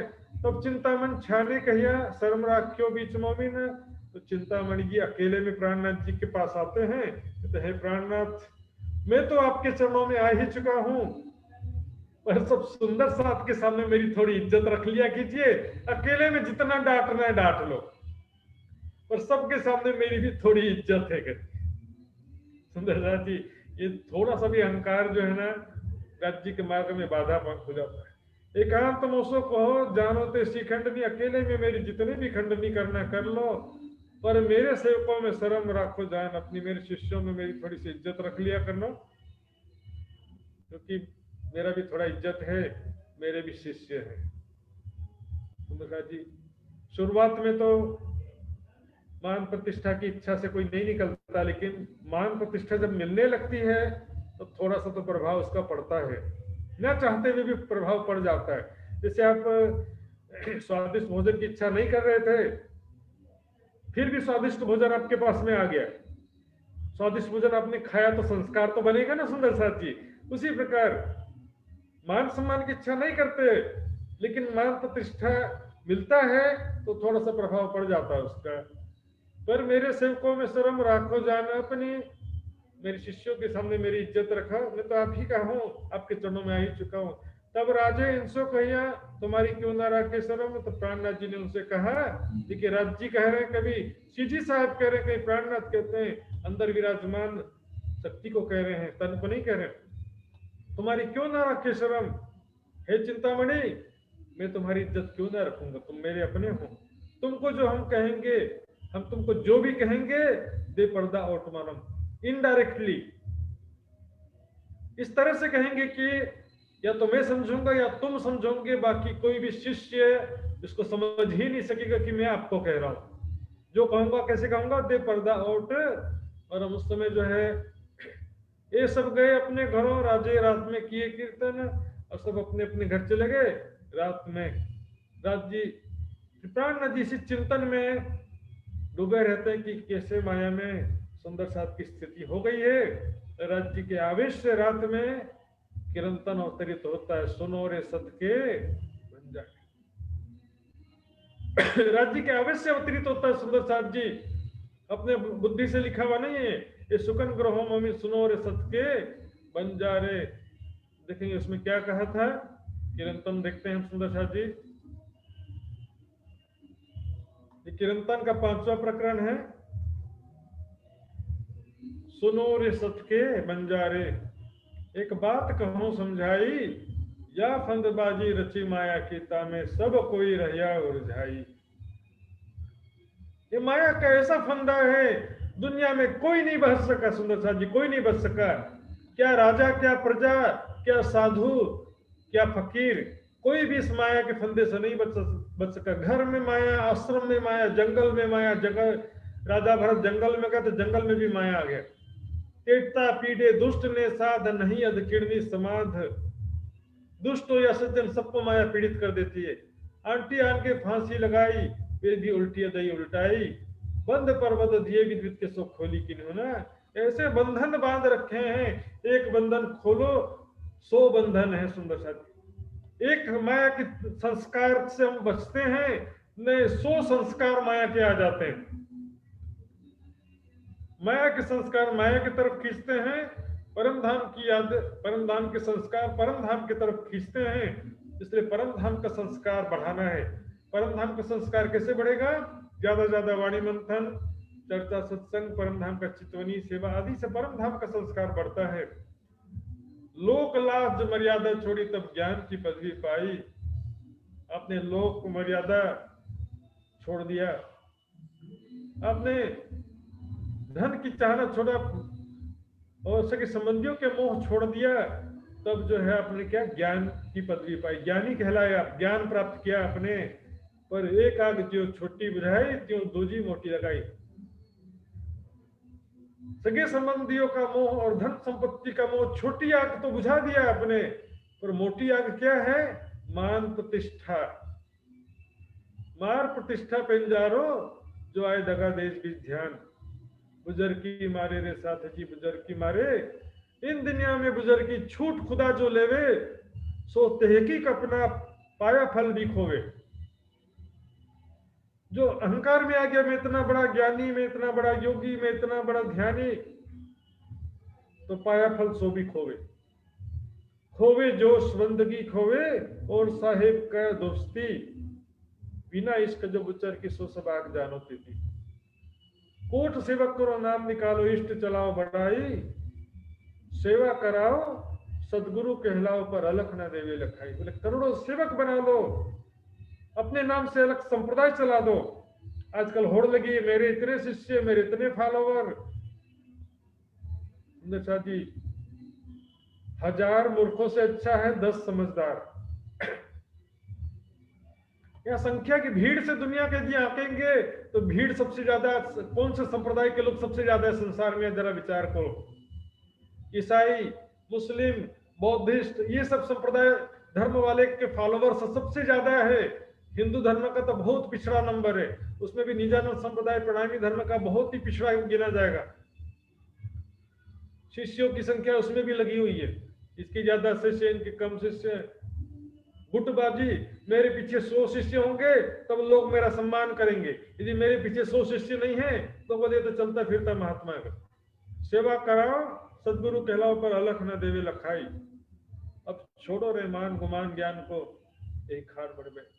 अब छोड़ो रे मान गुमान ज्ञान को, ज्ञान का गुमान छोड़ने कह रहे हैं। गुमान, ज्ञान को छोड़ दो नहीं बोल रहे। ज्ञान को छोड़ देंगे तो फिर जागृति कैसे होगा? हक सुराही बका खिलवत में, ये इलम पिलाए शराब। ये ब्रह्मवाणी जो है परम धाम का प्रेम रूपी शराब पिलाती है। यही खाट बड़ी भाई, मान प्रतिष्ठा, मेरे इतने सारे शिष्य, मेरे इतना बड़ा सम्मान है, मेरे इतने लोग मुझे फॉलो करते हैं, सब अहंकार सुंदर साथी। यदि आपके कहने से जागृत हो जाते तो सारी दुनिया को जागृत कर दो। फिर ये तो राज्य का हुक्म होता है, जो कम प्रयास से भी कोई जागृत हो जाता है, राज्य का हुक्म होता है जो बहुत प्रयास से भी कोई जागृत हो पाता नहीं है। मोहम्मद के सावचेत हो मिल जाए अंकुर आई, छुट्टी छुट्टी साथ छिपाइए सदगुरु लीजिए रिझाई। इस प्रकार जब ये कीर्तन सुबह चिंतामणि जी आकर के सुनते हैं, तीन में स्पन खंडनी के, छोड़ो ज्ञान गुमान, ज्ञान का अहंकार छोड़ो। रात को आए जब पढ़िया तब चिंतामण को भाई पहचान, तब प्रातः सुबह करके कीर्तन पढ़ते हैं। चिंतामणि जी को अपनी गलती का एहसास होता है, अपनी गुनाह का एहसास होता है, और सब शिष्यों के सामने कह देते हैं मारो काले कुत्ते को। हे प्राणनाथ जी, मेरे अंदर जो अहंकार रूपी काला कुत्ता, इसको मारो लाठी सिर ऊपर, ज्ञान रूपी लाठी से मेरे अहंकार रूपी कुत्ते को मारो। सेव को आगे तब कहिया मैं खाली कहो कुछ न खबर। ये सुंदर से बहुत बड़ी बात है, इतना आसानी नहीं है अपने शिष्यों के सामने अपनी कमी, अपनी गलती को स्वीकार करना। आज क्या स्थिति है, आपस में जो लड़ मरे, एक मात्रा न छोड़े कोई, अपनी गलती भी स्वीकार नहीं करना चाहता कोई विद्वान। बोल दिया तो बोल दिया, मेरी मुर्गी की एक टांग बस। ऐसे ज्ञानी मेरी हाँ को ना कैसे कर दिया, मेरे ना को हाँ कैसे कर दिया, मेरी बात को कैसे काट दिया। अपनी गलती शिष्यों के सामने या दुनिया के सामने मान लेंगे तो फिर उनको राज्य कौन मानेगा। सेव को आगे तब कहिया मैं खाली के छूना खबर। बहुत बड़ी बात थी, सुंदर साथी अपने शिष्यों के सामने कह दिया कि मेरे अंदर कुछ भी ज्ञान नहीं है। इतने दिन से मुझे गुरु समझते थे, लेकिन आप सब समझ जाओ कि मेरे अंदर कुछ भी नहीं है। श्री प्राणनाथ जी के चरणों में आओ, यदि आप लोग को ज्ञान प्राप्त करना है, आत्मा का कल्याण करना है। तब श्री जी कहिए सराहिया शाबाश चिंतामणि। तो श्री जी साहब इनको सराहना करते हैं, शाबाश चिंतामणि शाबाश, पाई ते निस्बत तुमने धाम धनी का संबंध प्राप्त कर लिया है। ये सुकन मोमिन ये ब्रह्म सृष्टि के बिना अन्य कोई इस तरह की बातें नहीं कर सकता है। चिंतामणि शाबाश। कहिया श्री तारतम्य इनको सब सेवकों समेत। अब ध्यान से सुंदर साथ जी, सब सुंदर साथ को मालूम है भैरव सेठ के प्रसंग में तो परहेज का ध्यान आता है, लेकिन यहाँ पर भी इससे पहले भी एक बार परहेज का वर्णन आया है वितक में। कहिया श्री तारतम्य इनको सुनाते हैं और सब सेवकों समेत सब शिष्यों समेत 1000 शिष्य समेत सबने तारतम्य लिया, परहेज कराया 4 बात का। तुझे तारतम्य लेने की प्रक्रिया एक औपचारिक प्रक्रिया होती है, और इसमें हम अपने आत्मा का संबंध धाम धनी के चरणों से जोड़ते हैं इस भावना के साथ में। बिना तारतम्य लिए सुंदर साथ जी एक भावना नहीं होती है। दास जी के सामने बैठते हैं और दोनों एक दूसरे को चंदन लगाते हैं। धाम धनी से आज में धाम धनी की अंगना हो गई, मेरा विवाह जिससे होना था हो गया, ऐसी भावना, आत्मा का संबंध राज्य से जुड़ गया, ऐसी भावना होती है। 4 बात का परहेज कराना जरूरी है तारतम्य लेने से पहले। एक कबूल कर ले, दिल में स्वीकार है तब कोई फायदा नहीं, तो फिर कोई फायदा नहीं। और भी परहेज होता है, ये सतवाणी मत के ले मुझे इनको सार वाणी मंथन करूंगा, ये भी प्रतिज्ञा है तारतम्य में। इसके अलावा मोंगना की उधार विनती एक जो वल्लभ में मुझे अंगना के रूप में स्वीकार करो, तो पतिव्रता साधन का पालन करना भी एक प्रतिज्ञा है। एक परमात्मा के सिवा अन्य किसी की उपासना नहीं करना है। तीसरा, ये सुखदेव ब्रह्म सृष्टि को तो मैं अंगना, सब सुंदर साथ में ज्ञान का प्रचार प्रसार करना, सुंदर साथ की सेवा करना। इसके अलावा ये परहेज है, 4 बात का परहेज देखिए क्या क्या है। एक, हराम कहिया मांस को मांसाहार। सुंदर साथ जी तर्क देने वाले 50 तर्क मिलेंगे। किसी निर्दोष प्राणी की हत्या करके पेट भरने के लिए उनका मांस खाना, सुंदर साथ जी, तो फिर तुमको भी कोई मार के खाए तो क्या बुराई है इसमें? तुमको भी कोई मार के खाएगा तो फिर क्या इसमें कोई गलत बात है? फिर सुंदर साथ जी बहुत सारे तर्क आते हैं इसमें। पेड़ पौधों पर भी जीव है ऐसा बोलेंगे। सुंदर साथ जी विचार करिए, पेड़ों से फल तोड़ने से पेड़ बढ़ता नहीं है। जैसे माँ के स्तन से बच्चा दूध पीता है तो माँ को कोई तकलीफ नहीं होता, उसी तरह से फल तोड़ने से वृक्ष को कोई दुख नहीं होता है। उसी तरह से अनाज जो हम देखते हैं और दूसरे सब्जी वगैरह देखिए, सिर के बाल बढ़ते कि नहीं बढ़ते अपने आप? तो सिर के एक एक बाल में भी जीव है। सुंदर साथ जी विचार करिए, सिर के बाल भी तो बढ़ रहे हैं ना। जमीन में एक एक घास उग रहा है तो क्या सब घास के अंदर भी जीव है? ये बात उस तरह से कही जाती है कि संसार के कण कण में ब्रह्म सत्ता है, चर अचर समस्त प्राणियों के अंदर एक ही चेतना है, ये ऐसा कहा जाता है। तो उसको लोगों ने क्या जीव चेतना समझ लेते हैं। सबसे बड़ा प्रॉब्लम है मांसाहार में, हृदय कठोर होता है, तमोगुणी भोजन है, हृदय में अज्ञानता आता है, आलस निद्रा प्रमाद आता है, और भक्ति के मार्ग में ये बहुत बड़ा बाधक है। पशुओं का मांस खाने से बुद्धि जड़ होती है और जीव हत्या का पाप तो लगेगा ही लगेगा। मनुस्मृति में कहा है 8 लोगों को पाप लगता है, पशु को पालने वाले को, बेचने वाले को, खरीदने वाले को, मारने वाले को, पकाने वाले को, परोसने वाले को, खाने वाले को, सबको पाप लगता है। नूरसा जी इतना सारा पाप, सब सोचते हैं कि हम थोड़ी मार रहे हैं। हम देखते हैं आज बौद्धिस्ट में गौतम बुद्ध जी ने कहा कि पाप करना, किसी को जीव हिंसा पाप है, किसी जीव की हत्या मत करो। तो बौद्धिस्ट लोग क्या बना मारते थोड़ी है, लेकिन मरा हुआ मिल जाता है तो खा लेते हैं। जैसे दिल को बहलाने के लिए, जिह्वा के स्वाद की पूर्ति करने के लिए ये सब तरीके हैं। दूसरा, हराम शराब शराब नशीले पदार्थ जो है, नशीले पदार्थ, मनुष्य जो शराब पीता है, संसार में भी कभी सुख शांति नहीं मिलता तो परमात्मा का सुख कहां से मिलेगा? तीसरी, औरत वीरानी तेजे पर स्त्री, और महिलाओं के लिए पर पुरुष हो जाएगा। पर पुरुष या पर स्त्री का संग का त्याग करना है, सो पावे हयाती आप। वो परमात्मा के ज्ञान और प्रेम का अधिकारी बन जाता है, जो ये सब चीजों का त्याग करता है।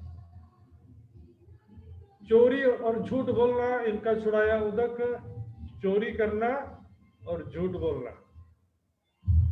चोरी करना वो नहीं है सुंदर साथी जो रात में चोर आते घर पे, अनिति से धन कमाना भी चोरी करना है, 2 नंबर से बेईमानी से पैसा कमाना भी चोरी करना है। अनीति का धन सिर्फ कमाने वाले को नहीं, खाने वाले को भी दुख पहुंचाता है, पीढ़ी दर पीढ़ी दुखी होते रहते उनके वंशज। आज हम देख रहे हैं।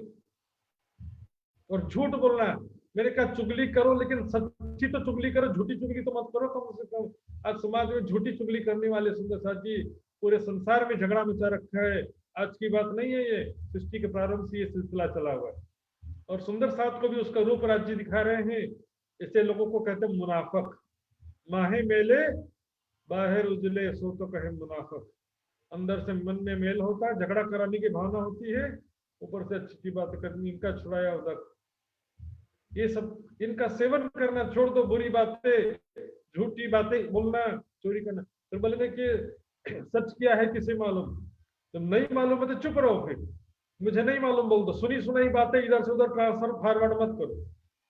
हम कब हो ना करे, हम पाया बेशक, हम अब कभी से ऐसा है कभी भी ऐसा नहीं करेंगे। सुंदर साथ जी, कबीर जी ने कहा साईं इतना दीजिए जावे कुटुंब रहे समाये, मैं भी भूखा ना मरूं साधु भी भूखा न जाए। बेईमानी से बहुत ज्यादा पैसा कमाने की इच्छा नहीं रखना चाहिए सुंदर साथ जी। कई लोग अपने जो सरकारी नौकरी वाले रहते हैं तो 2 नंबर से पैसा कमाने के प्रयास में लगे रहते हैं। इन समय चर्चा बड़ी जो होवे थी, तो इस प्रकार ठट्टा नगर में बहुत चर्चा का शोर मच गया। चिंतामणि जी 1000 शिष्यों सहित प्राणनाथ जी के चरणों में आ गए। साथ की आमदनी हुई बड़ी, इन वक्त सुंदर साथ की बहुत जागनी हुई। इस समय में प्राणनाथ जी के चरणों में चतुरा नाम का चतुरदास नाम के पुष्करना जाति के ब्राह्मण थे। पोकरना के पुष्करना जाति के ब्राह्मण है चतुरा। पुष्करना एक जाति है। आवे श्री राज की सेवा में दूध की सेवा करते थे। यावे दूध नित्याने सुनी चर्चा कानों, उन्होंने चर्चा सुना। प्राणनाथ जी के चरणों में आकर के अखंड ब्रजरास के भेद सुना कि वो अखंड ब्रजरास लीला आज कहाँ पर है, और वो कृष्ण जी के रूप में ब्रजरास में कौन सी शक्ति आई थी, कहाँ से आई थी। वो परब्रह्म अक्षरातीत 11 साल 52 दिन तक प्रधान रूप से ब्रजरास की लीला परब्रह्म की शक्ति से हुआ था। और विष्णु भगवान की शक्ति उस तन में जो थी वो यशोदा मैया, और ग्वाल बाल के साथ जो लीला हुई थी वो विष्णु भगवान की लीला थी। सारा रहस्य समझाते हैं। आज लोग दिल्ली मथुरा में जो भाग रहे हैं मृत्यु लोक में, ये तो महाप्रलय में लय हो जाएगा। अखंड ब्रजरास कहाँ पर है आज किसी को ज्ञान नहीं है साथियों। तहाँ ब्रजरास को वर्णन हो तो नित्यान प्राणनाथ जी की चर्चा में ब्रजरास के रहस्य का स्पष्टीकरण होते रहता था। सुंदर साथ जी वो स्टार्टिंग का दौर था, नए नए श्रोतागण थे वहां पर, फिर भी भागवत की चर्चा नहीं किया सुंदर साथ जी कहीं भी। ब्रजरास के बारे में बात करते थे कि ब्रजरास लीला किसने किया था, वो ब्रजरास लीला आज कहाँ पर फिट है, तो गोपियों के रूप में कौन आए थे। लोग सोचते हैं कि गांव की गवारान गोपियां थी। वह देख चंबा हो ही चर्चा सुनते कान, सबको आश्चर्यचकित होते थे सब लोग के ऐसा ज्ञान का रहस्य सुन करके। तहाँ उनकी सोहबत लाल सो नित्य बखार में हुए। अब चतुरा जो ब्राह्मण थे उनकी सोहबत लाल दास जी, अभी इनका नाम लक्ष्मण दास था, यहाँ पर लाल दास लिख दिया है। लक्ष्मण सेठ थे, बहुत बड़े व्यापारी थे, और उनके गोदाम में वो भागवत की चर्चा करते थे। लक्ष्मण सेठ, बाद में आगे चलकर उनका नाम लालदास होता है। तो लक्ष्मण सेठ जो है अपने खाली समय में अपने गोदाम में बैठ करके भागवत की चर्चा भी करते थे। व्यापारी भी थे और भागवत के विद्वान भी थे।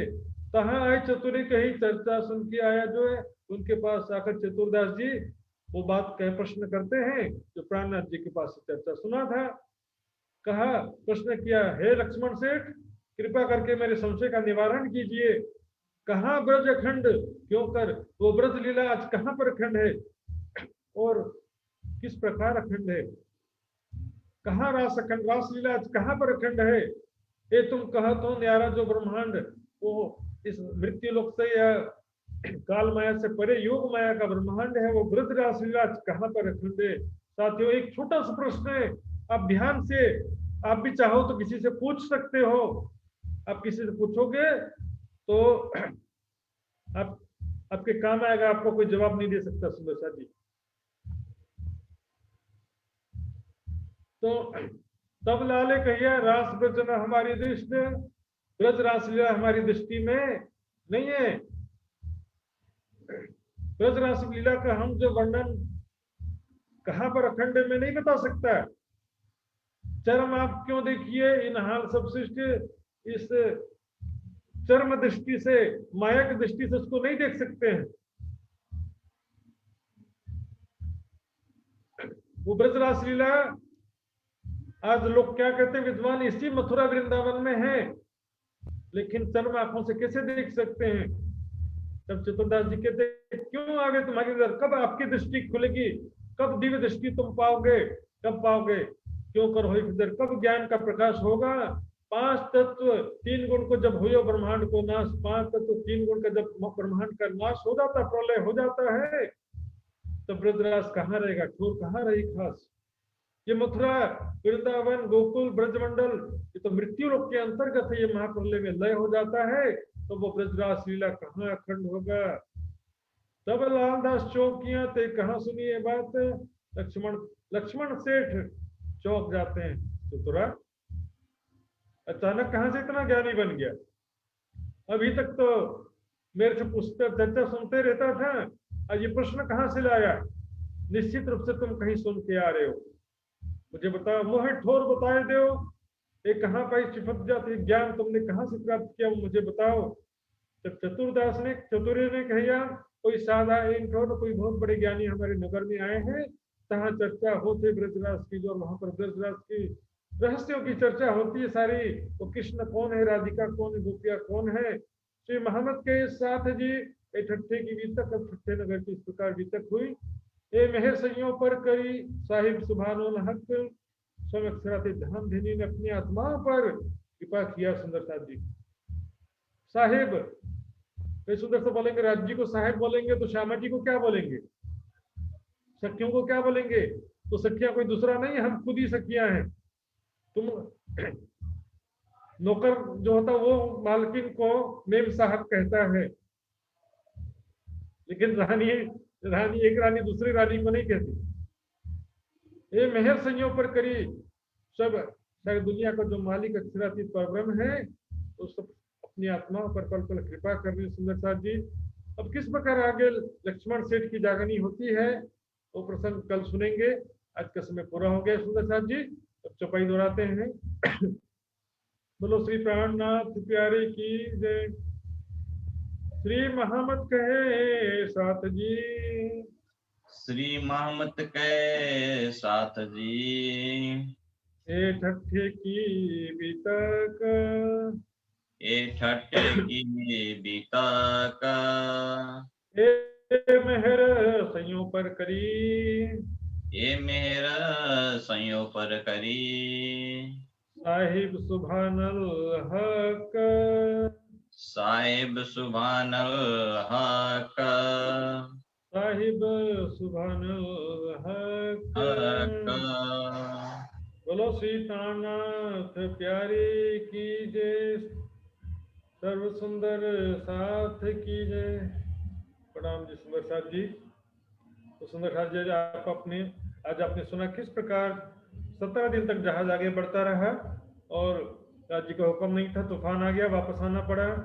किस प्रकार राम कबीर पंथ के आचार्य थे चिंतामणि जी, उनको कबीर जी के साखियों से ही समझाया, और किस प्रकार वो 1000 शिष्यों सहित प्राणनाथ जी के चरणों में आए, उनको जगाने के लिए कीर्तन उतरा, सुनो रे सत्य बंजारे, और किस प्रकार उन्होंने 4 बात का परहेज कराया।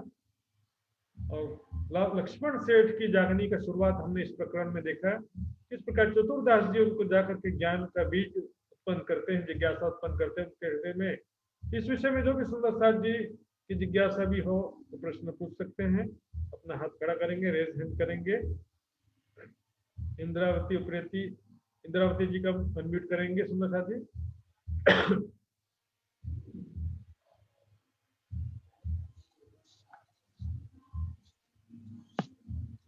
प्रणाम जी महाराज जी। प्रणाम जी। ए महाराज जी, जो ये कबीर जी भी पंचवासनी में आते हैं ना, हाँ, वो कैसे डिटरमाइन होते हैं पंचवासना? कैसे मान लिया वो?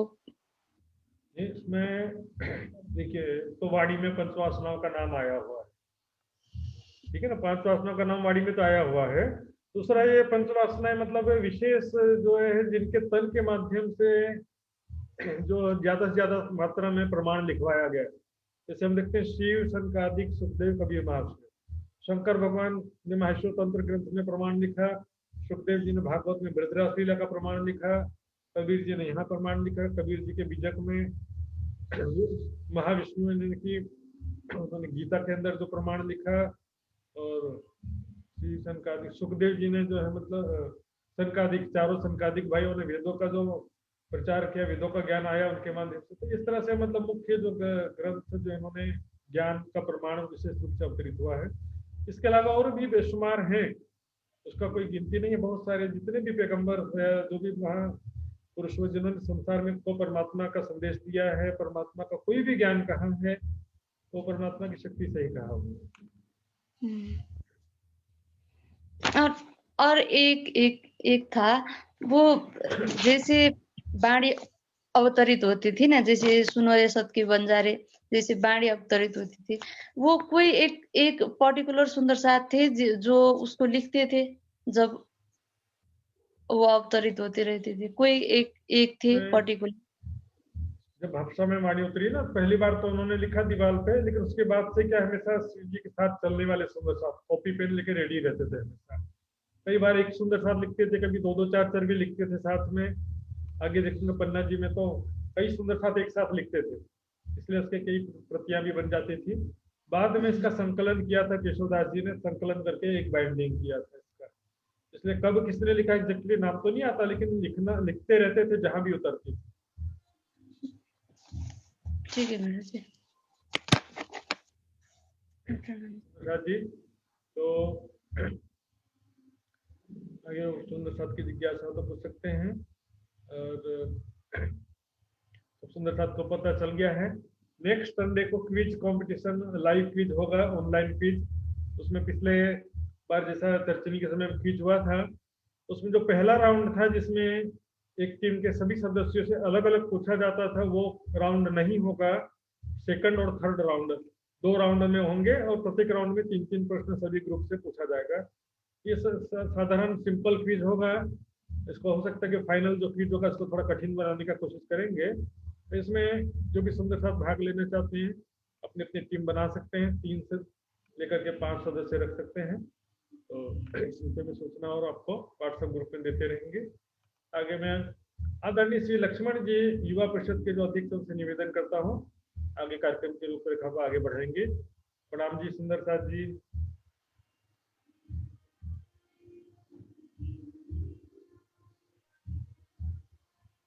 प्रणाम जी महाराज जी। सर्वप्रथम तो बहुत बहुत आभार प्रकट करता हूँ मैं महात्मा श्री सुशांत जी के प्रति। सुंदर साथ जी, आज के प्रसंग भी महत्वपूर्ण है। हर दिन के प्रसंग और क्लास महत्वपूर्ण रहता है, फिर भी आज का प्रसंग जो निजानंद संप्रदाय में आबद्ध होंगे उनको पहले ही 4 वस्तु को निषेध करना पड़ेगा, पूरा उसको छोड़ना पड़ेगा, तभी ब्रह्म ज्ञान और तारतम्य ज्ञान मिल जाता है। ये प्रसंग भी था। और अहंकार को कैसे चिंतामणि जो परम धाम की आत्मा उनके अंदर थी, कैसे सारे शिष्य के बीच में उन्होंने बोला कि मारो काले कुत्ते को। ऐसे मेरा जो अहंकार है उन्होंने स्वीकार किया कि मेरे अंदर गुमान है। उनको तुरंत ही जब धामधनी का मेहर हुआ तो छोड़ दिया सुंदर साथ जी सारे शिष्य के बीच में। ये प्रसंग से हमको भी प्रमोदित हो रहा है सुंदर साथ जी। हम सभी सुंदर साथ जी को अहंकार से हम दूर रहना पड़ेगा। और अगर हमारे बीच में ऐसा भावना से उथल पुथल हो रहा है, तो इस वाणी से, इस प्रसंग से अब वो निकालना पड़ेगा सुंदर साथ जी। ऐसे तो सुंदर साथ समाज में ऐसा नहीं हो रहा है, नहीं होगा। अगर है तो इसको निकालना पड़ेगा सुंदर साथ जी। बहुत बहुत फिर एक बार आभार प्रकट करता हूँ, अभिनंदन करता हूँ सुंदर साथ जी। आइए सुंदर साथ जी, अब हम आज संडे का प्रोग्राम भी है, तो एक दो भाव श्रवण करेंगे। उसके बाद अर्जी गायन और सदानंद मंगल गायन के पश्चात कार्यक्रम का समापन हो जाएगा। तो आइए, वाणी गायन के लिए मैं अनुरोध करूंगा